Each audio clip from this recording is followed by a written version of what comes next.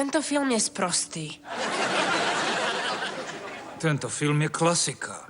Už ide 40 minút a ešte sme nevideli žraloka. Pretože tam budujú napätie. Nechávajú ťa použiť predstavivosť. Vieš, čo si predstavujem? Lepší film. Je to klasika, Jake.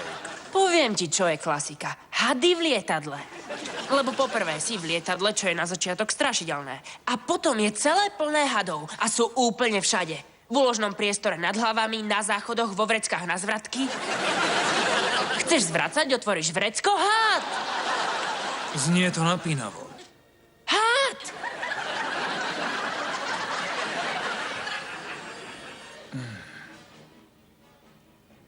Had! To stačí. Ideme preč. A kam ideme? Medzi ľudí, kde budeme mať problém, keď ťa zabijú. Fajn. Had!